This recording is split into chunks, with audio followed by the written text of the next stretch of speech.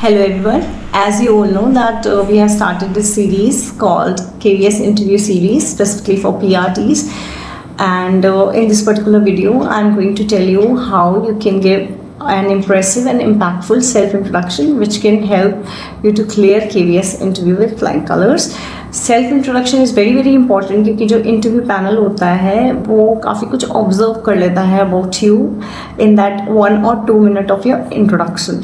So your introduction has to be simple yet professional and yet impactful. Okay, so how you can give your introduction, but before that you have to keep certain things in mind कि आपका introduction एक तो robotic sound ना करे, बहुत ज़्यादा formal sound ना करे. It should sound natural and real, and please maintain eye contact with the panel members while you are giving your introduction. And आपकी body language बहुत ही confident और बहुत ही relaxed होनी चाहिए जब आप अपने बारे में जैसे बता रहे हैं किसी को, ऐसा लगना चाहिए. ठीक है.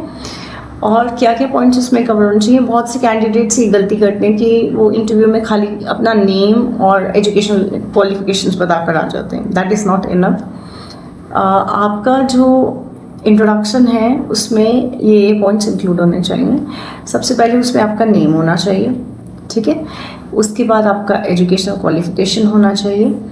उसके बाद एजुकेशन क्वालिफिकेशन के बाद आपको अपनी स्ट्रेंथ भी हाईलाइट करनी है इंट्रोडक्शन में ही. और अगर कोई आपको एक्सपीरियंस है टीचिंग का तो वो भी आपने बताना है.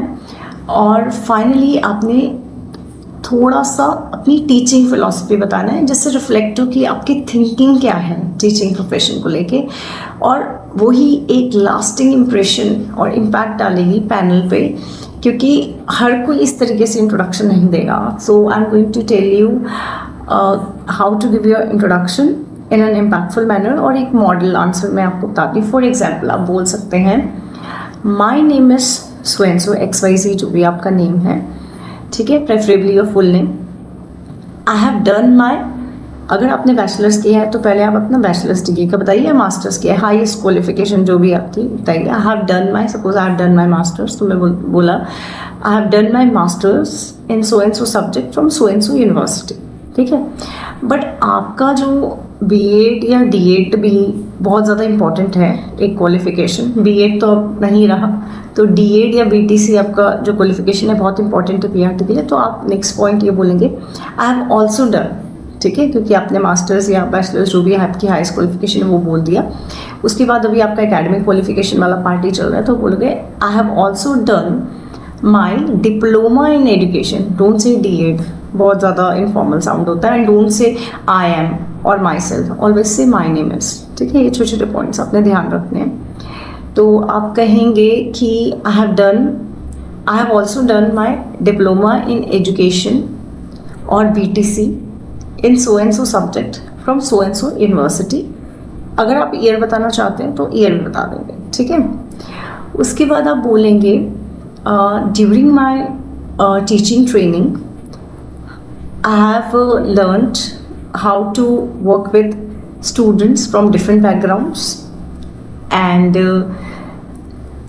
I have also tried to make learning more interactive, lively and child-centered. ठीक है. आप ऐसा बोलेंगे जिससे पता लगे कि आपने टीचिंग ट्रेनिंग करी है और आपने लेसन प्लान्स बनाए हैं, आपने क्लासरूम मैनेज किया है, आप इंडिविजुअल डिफरेंसेस को केटर कर रहे हैं और इंक्लूसिव एजुकेशन को सपोर्ट कर रहे हैं. ठीक है. अब उसके बाद बोलेंगे कि my strengths include patience, good communication skills and the ability to connect well with students. ऐसा आप बोलेंगे कि जिससे हाईलाइट हो कि आप में पेशेंस है. ठीक है. और आपकी कम्युनिकेशन स्किल्स अच्छी है और आप चिल्ड्रन के साथ, बच्चों के साथ बहुत जल्दी कनेक्ट कर जाते हैं. और लास्ट में आप ये कह सकते हैं I believe in creating a positive learning environment where all children can learn safely and can enjoy the process of learning. Thank you. और आप स्टार्टिंग में रिस्पेक्टेड पैनल मेंबर्स भी बोल सकते हैं, गुड मॉर्निंग पैनल मेंबर्स और good afternoon panel members, ऐसे भी स्टार्ट कर सकते हैं. नहीं तो आप माय नेम से भी स्टार्ट कर सकते हैं. There is no issue. ठीक है. तो आपने देखा कि ये जो हमने आंसर तैयार किया ये काफ़ी स्ट्रक्चर्ड था, काफ़ी प्रोफेशनल था.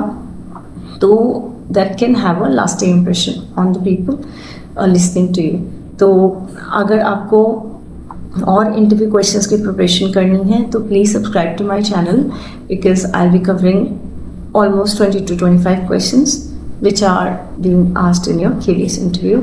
Thank you very much. Have a wonderful day.